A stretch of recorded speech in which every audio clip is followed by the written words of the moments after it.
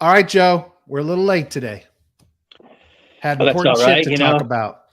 I had to get off the phone with various data streams, I guess is the way to put it. There you go. Um, There you go. but yeah, no, one of the things I've been kind of coming to grips with over the last few days is we really need to start thinking. I need to start thinking more about, like when we're talking with Sean, let's say, we're pretty much talking about Bitcoin, okay? Yeah. Because he doesn't Well, he really pay. likes talking about the others, but mainly Bitcoin. You're Yeah, absolutely right. his expertise, his core strength is Bitcoin. Yep. That's what he gets inside and out and has for over a decade. Yep. What I talk a lot of, well, not the macroeconomic stuff, but pretty I old talk a like lot this. about, more, other chains, layer ones, other things, not Bitcoin. So for me, it's like, where I could see like yesterday, or different days, ETH is up, Bitcoin's up, is ETH driving the rally, is Bitcoin driving the rally? I need to start segmenting that better in my head, because I think that overall, macro to Bitcoin makes sense, macro markets to Bitcoin, and then to everything else. But there's going to be this stage where all of a sudden it's macro to ETH or macro to Phantom or macro to something that we're not going to be thinking about Bitcoin. Damn right. And so I'm going to start trying to work better on that, because I see that there's so many divergent strategies that can be played, and just try to figure those out better for the listener. You know what I was thinking about? You should take a look at this protocol on Phantom called Liquid is doing some really cool shit. And Liquid version 3 just came out. I'll send you a link. I put it in the show notes so everybody can see it as well. They're doing some really cool shit with financial NFTs and capturing liquidity. They're partnered with SpiritSwap and a couple of other protocols in the space, blowing up kind of the in-spirit liquidity token model stuff. Some really cool shit that enhances those kind of curve-like models in other chains and other protocols. And I was thinking about it like 20 minutes before the show that you have the kind of mind that can grasp all of this shit. So I think you should take a look at them. I'll send you the link. Liquid Driver? Is that Liquid Driver. Yeah, send me the link you want me to look at, because I'm going to send it right now in our group. This looks really cool. Because this is the document all about their version 3 that just came out. So I'm sending it to you in Telegram right now. Really cool shit. Anyway, but I obviously haven't dove into it. But I agree. I think we should be having that kind of focus. I think that makes sense to start thinking about this, because these things are going to veer apart eventually, and we need to be looking at all the nuts and bolts of what's going to happen with the merge. It's funny, the stream of sentiment around the Ethereum merge has kind of gone from this high up here, woohoo, it's going to be amazing, we're all going to get rich, to this, there's more and more negativity coming out about it. I don't know if it's being driven by, non-ETH people, but there's a bit more coming out. There's an article I haven't had a chance to read yet, something like why the Ethereum proof of stake merge is the greatest debacle in history, or something like that. So there's a lot of negativity hitting about the ETH merge as well. I still feel good about it, but it's just interesting to kind of see this. There's also been more and more people talking about, the risk of these sanctions, like we talked about yesterday, on Ethereum at the chain level, at the protocol, at the block level, and potential for blocking those from a proof of stake perspective. So it's interesting, because the people who are validators risk getting slashed if they violate, the way the network's supposed to function. But at the same time, they're locked in for 6 months, and they are susceptible to sanctions if they don't follow what sanctions are supposed to be followed. But Bitcoin's at 23,876. ETH is at 1,866. They've both given back some of their gains. Fear and Greed is at 44, so only down 1 from yesterday.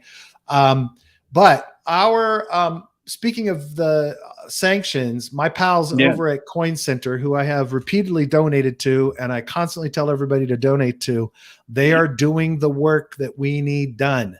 Did this awesome analysis, just ripping to shreds in legalese the the OFAC doing these sanctions.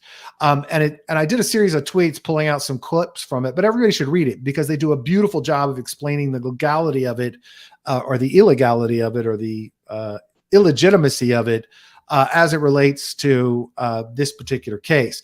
And some of the highlights are that, number one, they are supposed to sanction entities and persons, basically persons, under their orders. But there is no entity or person to sanction. They've essentially sanctioned wallet holders that could be persons or entities, but they have sanctioned a smart contract, and there is no person or entity. Wouldn't even matter if Tornado Cash was actually a entity. And there is no evidence that there is, except that there are people that have, dealt with tokens and taken stuff in and everything. But there is no entity that is the smart contract, and the smart contract has been deployed and cannot be changed. It cannot be edited. It cannot be controlled. No human, no entity, no company has control over the smart contract. Interestingly enough, also in the Treasury Department, FinCEN has explicitly said that they are not ever sanctioning software or tools, that they only sanction entities. The other interesting thing is the OFAC says explicitly in all of their documentation on their website and their legal documents that they only can sanction entities and persons, and then they have a process for removing entities and persons from their list because their mission is to alter behavior. It is not meant to punish. And they actually state that in their documentation. That's why they have a process for getting removed from the sanctions list, because you start to comply as a human or an entity with the behavior that the OFAC wants for foreign entities. So, and I'm not even scratching the surface of how much work Coincenter, the guys at Coincenter, did on this document, because they basically shredded this thing. Then they get into the legal arguments about how now courts are starting to strike down the powers, and we've talked about this before, the powers of regulators to interpret the way they've been interpreting and to then reinterpret to fit a particular case, and that is no longer being upheld in court. So the bottom line on all of this, Coincenter is going hard at this. They're working with multiple blockchain groups to prepare lawsuits potentially against the OFAC and to file administrative claims against it. Because essentially what they're saying is that they are preventing Americans from using a piece of software. They are not, in fact, sanctioning an entity that they are charged with doing, which is to sanction people and entities. And so they're making the case under free speech. They're making the case that they're outside of their regulatory powers.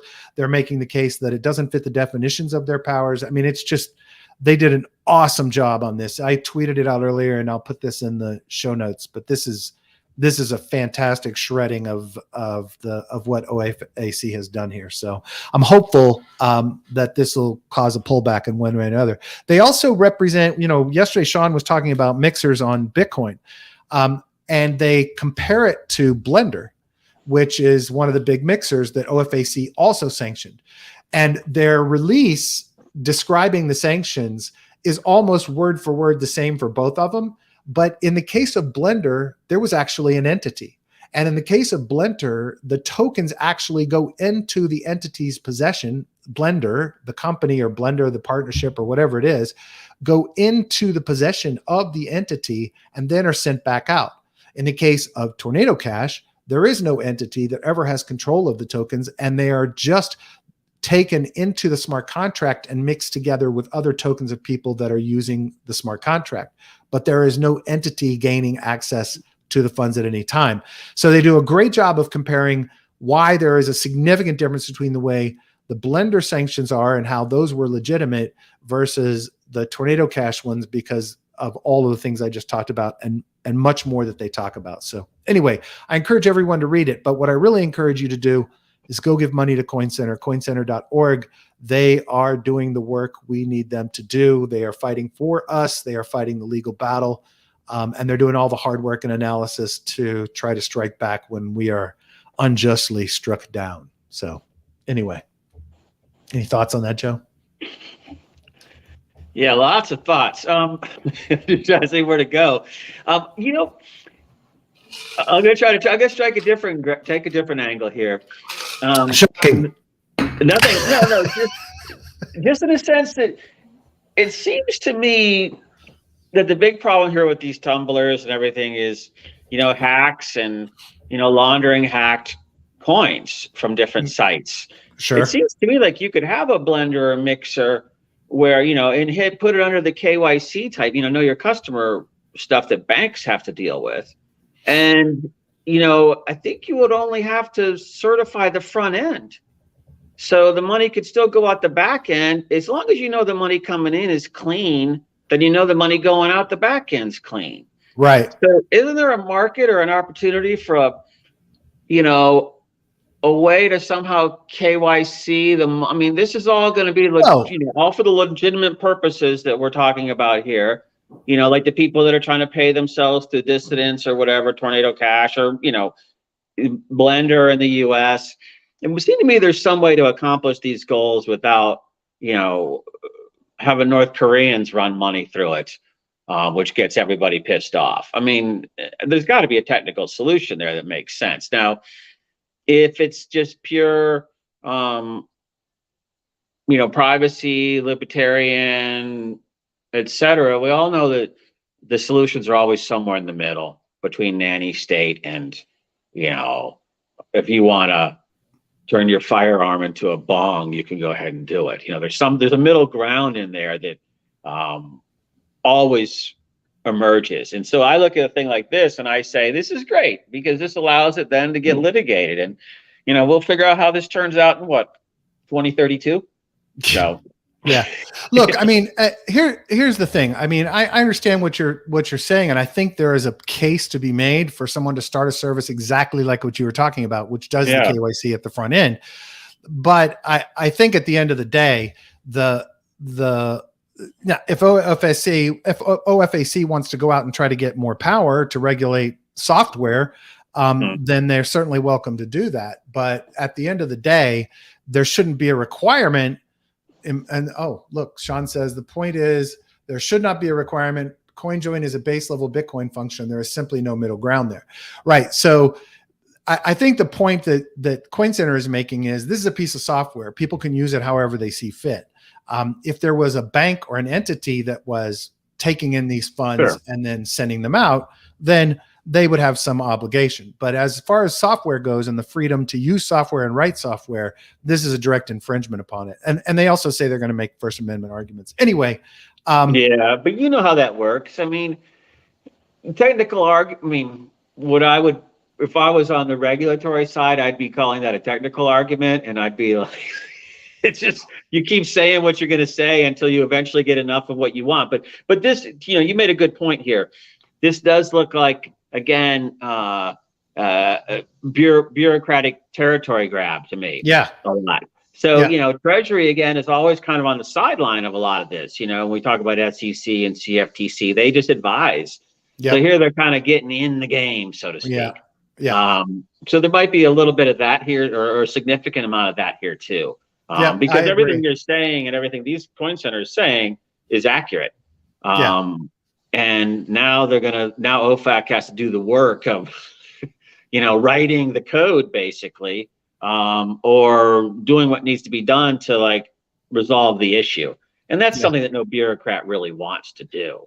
Right. And I'm hardened, the grab, but then when it's time to do the work, it's like, I'm hardened by the number of attack vectors that Coincenter has found for this. And I think it bodes well for a lawsuit or getting OFAC to back down because they make an administrative appeal and say, look, guys, here's where you're wrong, and see what happens. Now, I have to believe that OFAC went into this understanding where there were weaknesses.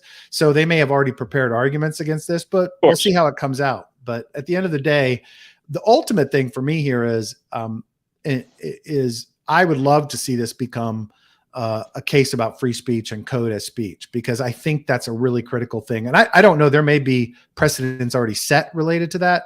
And that's why these people at Coincenter and others make the argument about this.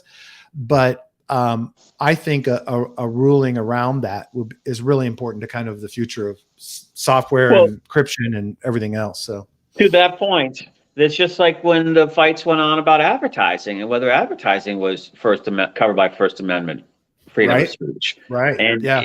Should it be? I think it doesn't seem like it should to me, in a way that it can influence people with disinformation. That doesn't seem quite right to me. So I think this will be interesting to this end with code. Is it speech? I don't know. But also to the bigger point that you said earlier is, look, we're having to figure out how to regulate these autonomous, anonymous, decentralized organizations, DAOs, et cetera. This is just another example of how do you regulate a protocol? How do you regulate a smart contract? So this has to be figured out. Yeah, and so, it's going to be really interesting to see where this goes. You're exactly right, because at the end of the day, how do you regulate something that's living on a blockchain that you can't change, right? That's impossible to change. Yeah. And how do they whack-a-mole their way through when 10,000 people tomorrow could fork the Tornado Cash code and launch their own versions of it? Are they going to constantly track every single one of these and try to sanction every wallet over and over and over again? And they can't stop people from deploying things, and unless they try to get protocol level censorship, which is obviously counter to the entire point of a blockchain. So anyway, I'm fascinated by this. My mother always says I should have been an attorney. Probably should have, but I love the arguments, and what I love is Jerry Brito and Peter Van Valkenburg do a beautiful job of putting all of this into plain English that anyone can understand. So if you want to get educated on this issue and this topic and the arguments that they're making against OFAC's ruling, definitely go read this article, because it's beautifully written and done. So, hey, do you remember us talking about the new blockchain Canto? A little bit. So Canto is the one that I'm actually really excited about, because they're launching it fully decentralized. There's no pre-sale. There's no investors. There's no nothing. It's Cosmos based, so cross-chain built in. It is EVM compatible. And they have their model for it is a decentralized free public infrastructure model where the DEX is fee-free. So they essentially are having a DEX for swapping within the ecosystem at the core of the ecosystem that allows for the swapping capabilities, et cetera. It also has staking built in, a lending protocol built in that has because it has a stable coin called Note. And it's an over collateralized stable coin with a lending protocol to adjust the price of Note. But they're doing it with a focus, the stable coin with a focus on understanding and realizing, accepting the volatility of it. Really cool platform. I went in and set up a testnet account and gave feedback and, discussed a bunch of things with the guys about it. Was supposed to have one of the guys on the team come on, but they have been heads down building out and getting ready for launch, which happened yesterday.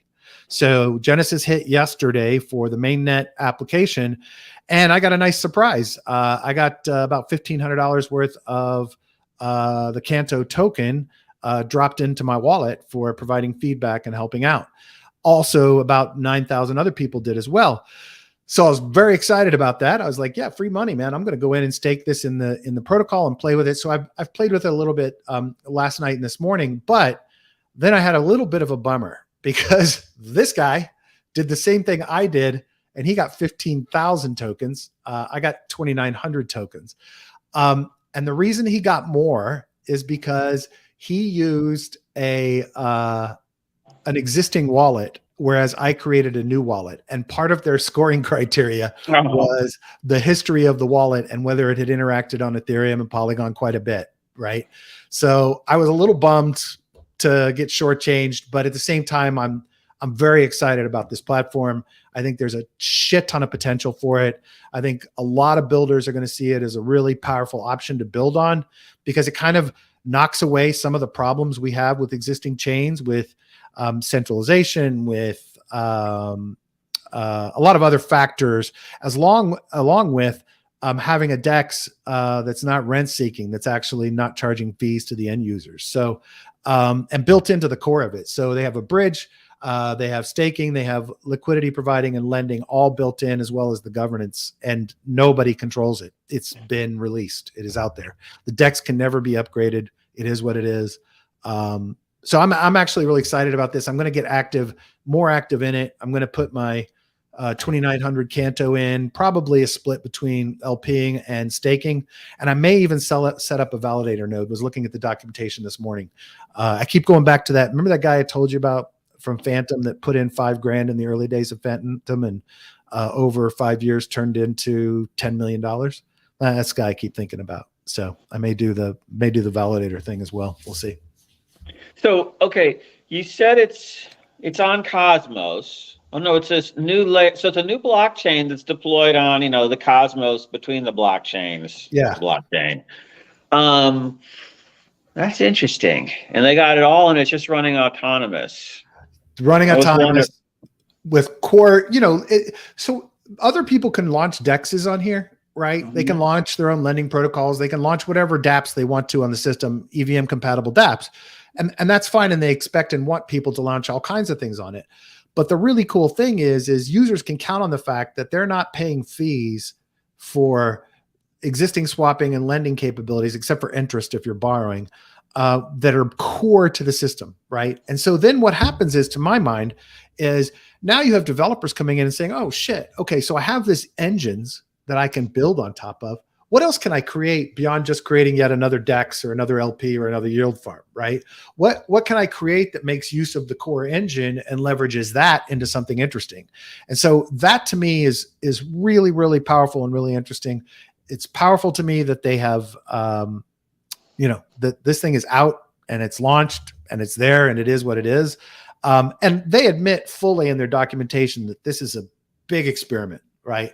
They've made all kinds of assumptions about how things will function, the stables, the lending, the DEX as a core functionality, and it could all fail. But I love the concept. And you know me, I love experimenting with this kind of shit where they kind of push the boundaries of what we're currently doing. Yeah. Did you have to set up a Kepler wallet to do that? Or no, it's MetaMask. No, MetaMask. Nice. Yeah. Because that's when I heard Cosmos. I'm like, every time I get near Cosmos, I'm like, all of a sudden you're like, oh shit, shoot, another wallet to set up, and you're like, okay. No, MetaMask, completely compatible with MetaMask. It's at canto.io. And you can the bridge is built in. So you can take a little bit of USDC and swap it over and start playing. That was something I noticed the other day when I was messing around in Spirit Swap. Just the amount of how much better these DEXs. I kind of stopped paying attention to the DEXs like Define, et cetera. Obviously 6 months ago or 5 months ago, something like that. And then I come back and look and I'm like, all of these have been cranking away. So this whole new wave when it comes out where you are the bridges, that's what I've been amazed about, where you're just can bridge around, 10 Matic if you want to. And it's, a fraction of a penny to go from Polygon to Phantom now. And remember what an ordeal that was, to come out of Polygon to Ethereum, and you're like, $380 to bridge out. Exactly. So there's so many more, innovative efficiencies built into the system. So when something like Canto comes out now, I look at that as like a test bed to me, where now we're going to see, okay, what friggin' happens when we release this shit in the wild? Exactly. How does it play out? And, there'll be some cool stuff we'll learn, and there'll be some colossal screw ups and goose eggs and stuff like that. But this is what makes it fun. And so, when we talk about regulation and we talk about macro and we talk about all the institutional stuff, when specific assets or categories start getting absorbed up into, TradeFi, basically, this shit comes out next, stuff like this. And so there's always cool stuff on the edge. So we'll never get boring for us. So no, that's the beauty of it, man. Those absorptions are bad thing. I look at it as exit liquidity. Yeah. So, and I treat this like, look, I have a wallet with a few grand in it, that this is where I play. You know what I mean? I go and play with this shit, and I'm going to take some of that money and put more of it into Canto and play with it. But I know that I could lose it all, but I also know I could make some money potentially because I'm in early. And I also know that at the end of the day, these experiments push the whole thing forward, right? All of this shit that we do. And James is right, Brad. I mean, I didn't even hear about this. And he didn't tell the users. So I'm going to respond to that right now, because if James had listened on July 18th of 2022, I'm pulling up the episode right now. He says, but checking on the fly. I love this airdrop testnet of Canto is info you should be sharing with your loyal fans. Well, evidently somebody wasn't being loyal on July 18th, I guess. You're right, James. Yeah. I love it, man. I'm just busting your chops. So James says, I should have shared this. I did talk about Canto. I had no clue about the airdrop until yesterday when I read their announcement that they had gone live on mainnet. And suddenly I had a bonus. So, just do what I do, guys. If I talk about it, I'm doing it. Go do it. You might get something. Hey. I got an idea, Brad. Forgive me for seeking ways to monetize this daily activity, but, what if all the loyal users could pony up a subscription and they got something at 9:00 of what we were going to talk about that day on a show? So they would have 2 exposures. They get advance of what we're talking about, and then you go do what you want at that point. But hey, Shizzy, the decks the interface to the decks is through Slingshot. You can get it at Slingshot. Sorry, Joe, go ahead. No, that's fine. In some way that we're, because we are trying to get the user the most optimal and timely market information.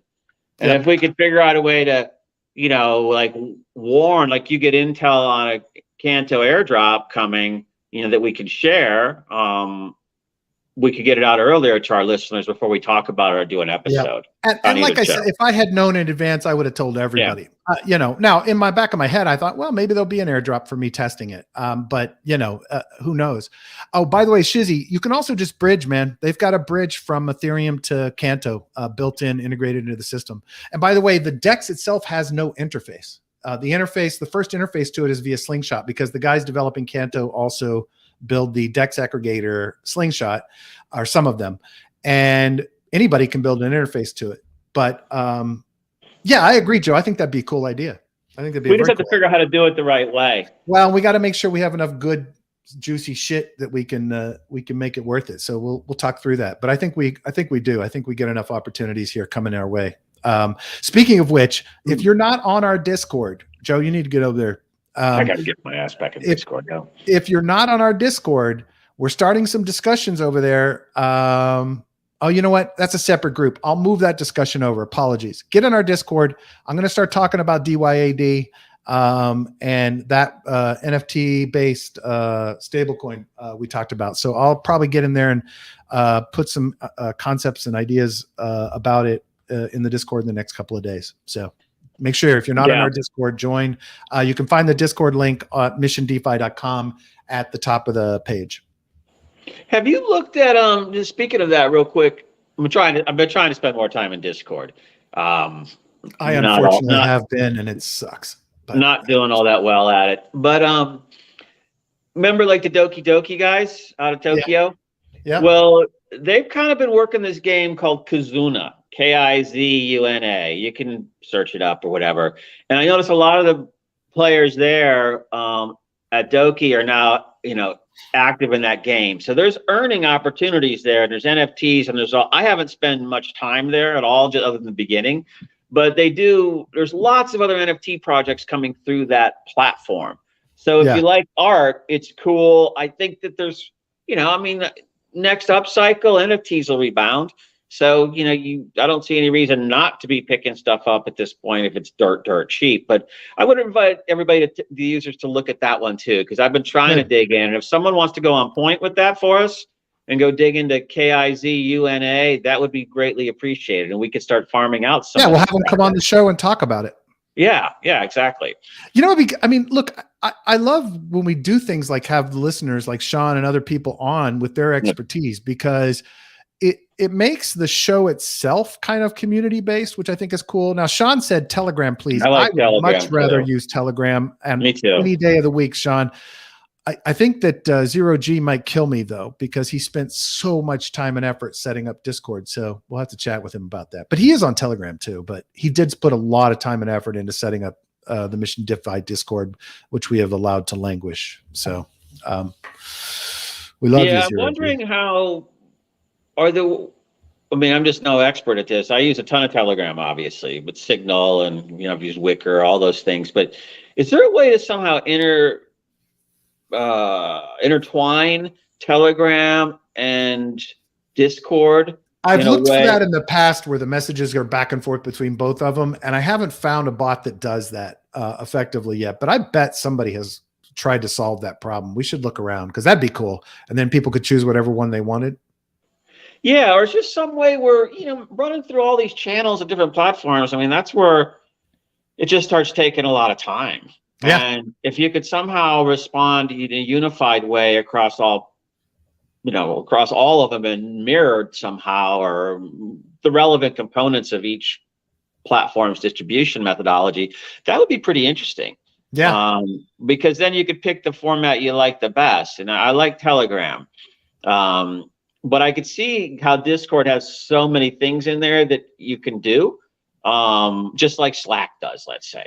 But how many people are using Slack these days? I remember using Slack all the time, and all of Silicon Valley is using Slack. The Web 2 guys are all in Slack still. Okay. And there are a few projects I've run into here and there using Slack, but frankly, I don't know why anyone would use Slack. Number one, it's limiting. You have to pay for it, et cetera, et cetera. And frankly, I'm still perplexed by using the high use of Discord.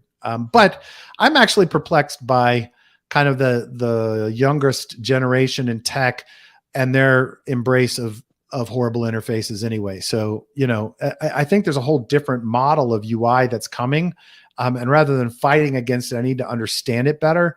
But it seems to be, hey, if you can make it unusable as possible and as difficult as possible for our parents to figure out, that's the one we're going to use. I think that's the root model, but I can't figure it out. I mean, Snapchat was a train wreck of an interface, just a train wreck. But the compelling thing about it is your shit disappeared 24 hours later, so nobody knew what you said.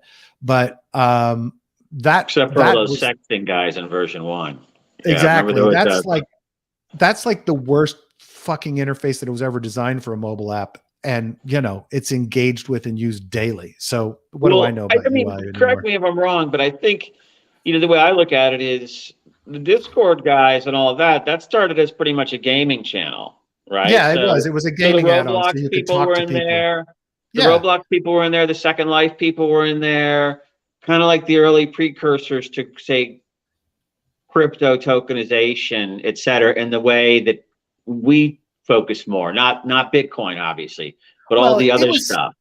Yeah, but it was all about, when you were playing a game that didn't have built-in voice chat, it started as the voice chat. There were open source solutions prior, and somebody said, oh shit, why don't we commercialize this and make it easy for people to get connected for voice and text chat while they're playing games. And that's how it really started.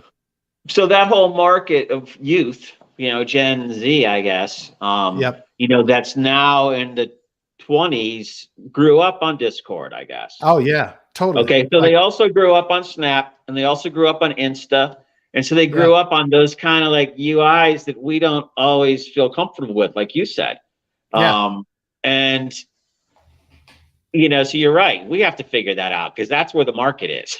Yeah, exactly. We're not going to force them. I mean, look, my kids, I force them to use Telegram. I don't allow them to message me in any other way but Telegram, because that's where I live most of the time. But they are both, they're Discord users. That's what they prefer. And they hate Telegram versus Discord. So something that bridged that over would be awesome, Joe. That'd be awesome. Hey, new tool, because I'm going to have to wrap up here pretty quickly. I got a guy, our water heater went out and he's in here replacing it, needs to shut off all the power in the house. So this is my little test wallet, but Nansen bought Apeboard, and this is like record fucking integration time.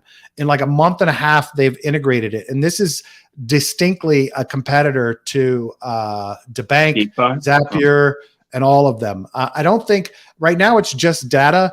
I think later it's going to be actions that you can take, like Zapier or the Zapper or the others. But It's a really nice interface. And the smart thing for them is now they start collecting even more data about the habits of users for the reporting that they charge a lot of money for, right? So offer this platform, I guess, for free. I just logged into it just before the show started. Create this platform that's for free, acquire it, use it, offer it to everybody to use it. They start putting in their web addresses. You can see habits, how many wallets they have, et cetera. It all feeds into Nansen's data of the data that people use to make investment decisions and pay the big bucks to them for. So brilliant move. And it looks like so far a pretty good tool. I haven't played with it enough to know.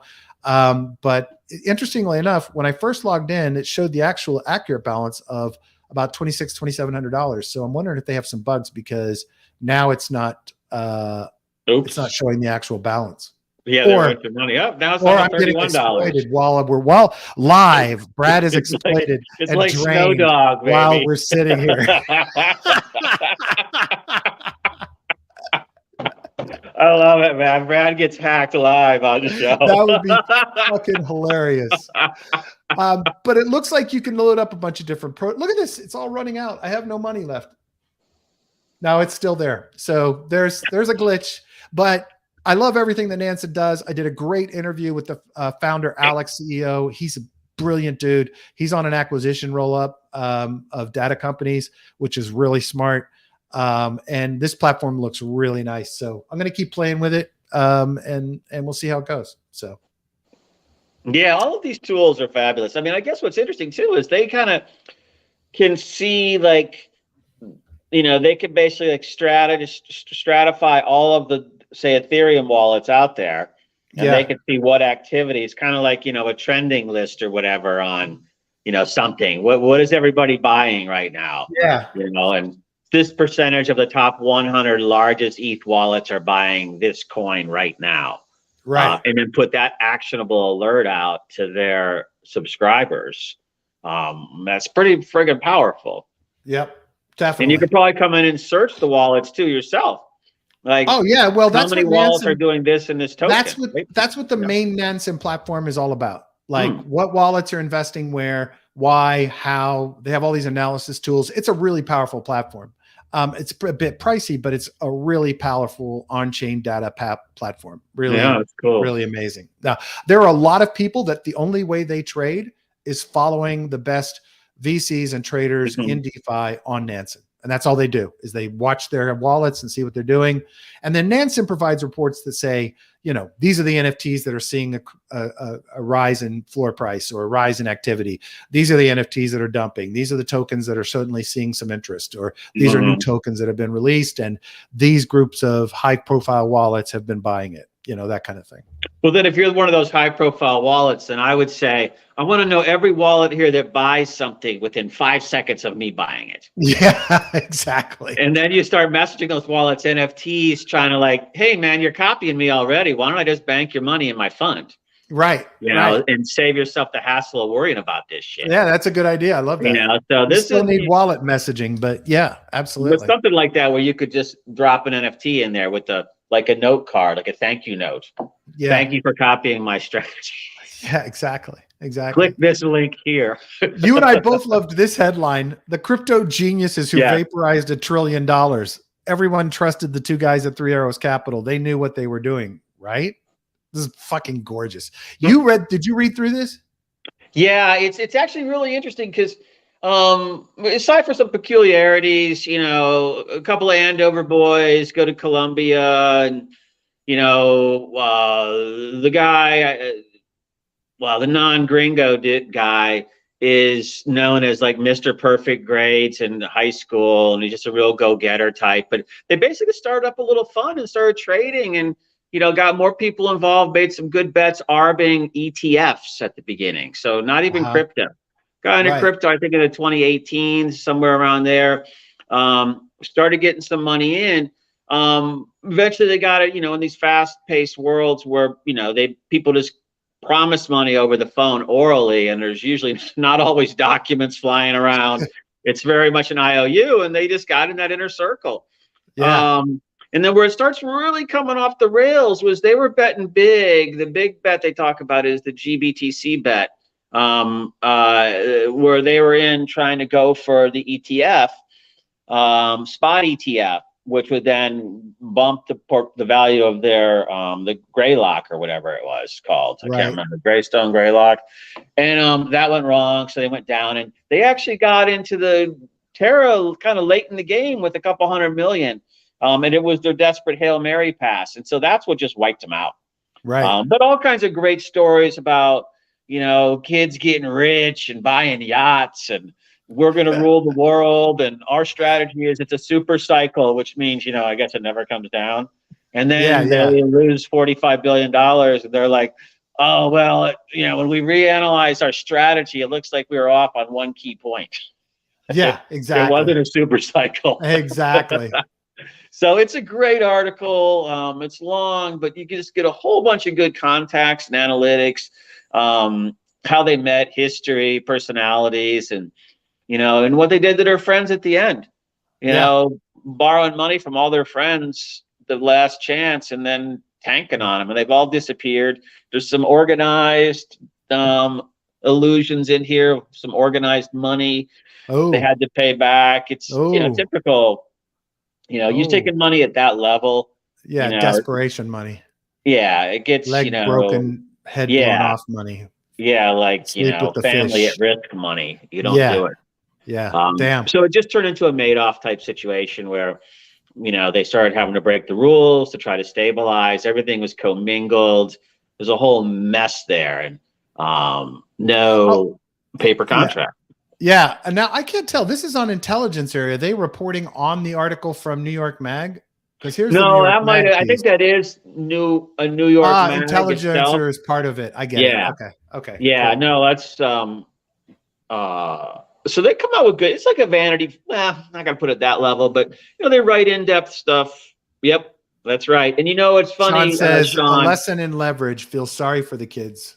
They were saying, the other funds are saying at the end that they had like they weren't short anywhere on anything. The whole thing was leveraged, and some people said 3 times, and others think many orders of magnitude higher. So they just kept, there was no 2 key guys, I guess, minority partners in Hong Kong, that was the risk management team, quit at one point. And then it was left to Davies, who was much more of kind of an aloof type of management style. Right.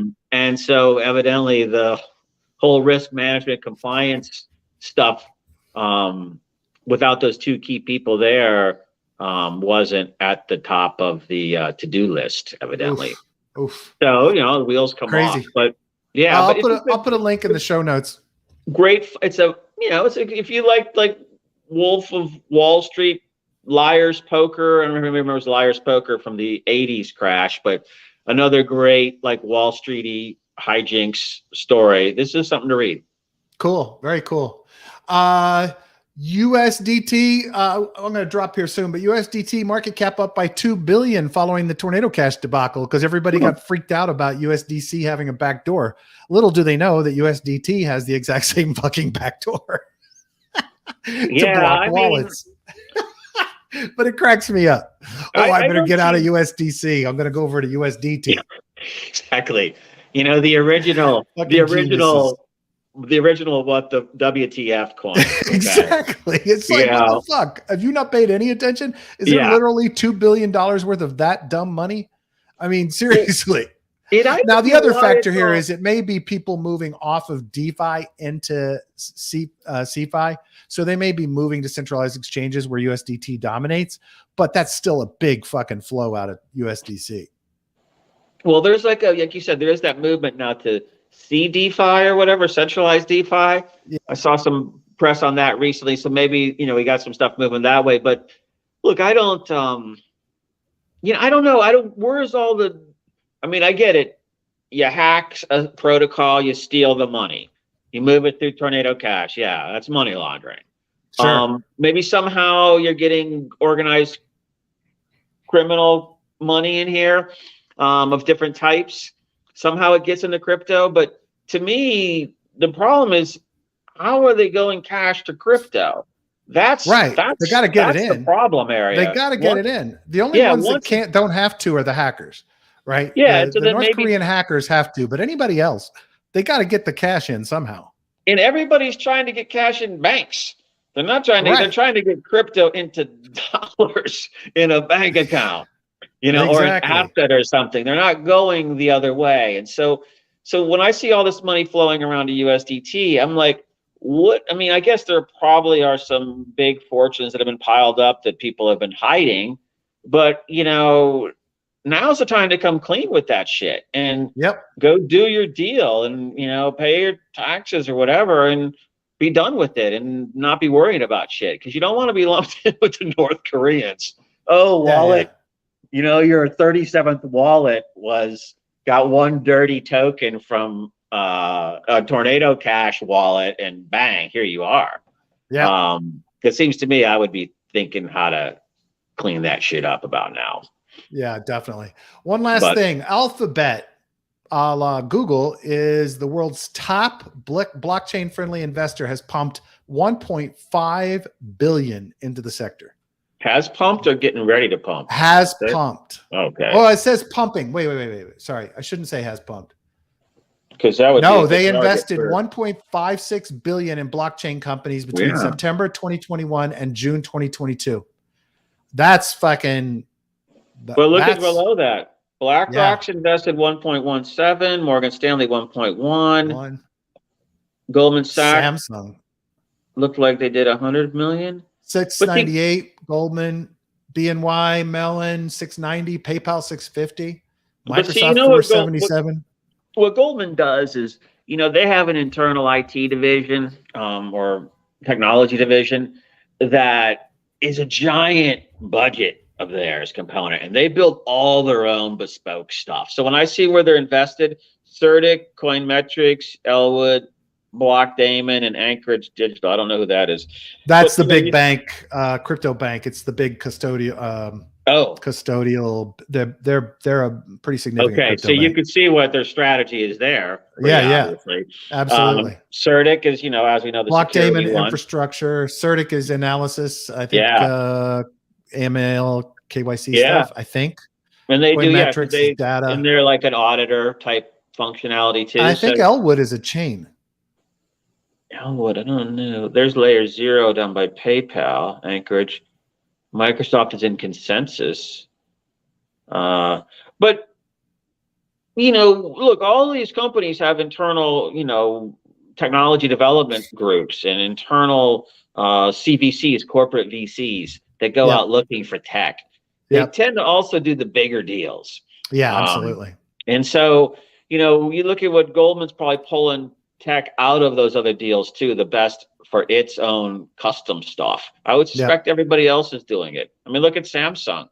I mean, what are they going for? All the mobile payment stuff, basically. Exactly. And all of it, accessing all of the future of crypto world in your device.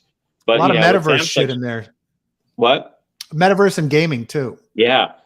But they're probably forgetting that there's not going to be a handset in 3 years. So, but anyhow, man, I know you got to go, buddy, right? Because they need to shut off the electricity in my house to hook up this new water heater. So, all right, man. Hey, everybody, thank you so much. Sean, Shizzy, James, thank you for listening and watching. James, thank you for being a loyal listener. I was just busting your chops earlier, but really glad you're here. Really glad all of you are here. Please rate and review us on Apple Podcast. Subscribe and click the little bell on YouTube so you get the latest notifications. Feedback, guest ideas, anything is welcome at B05 Telegram, B05 Telegram, B05 Crypto at Telegram and Twitter, B05 Crypto. We'll be back tomorrow. Joe, have a great day. Love all of you guys. Appreciate it. Thanks. You too, buddy. Thanks, everyone.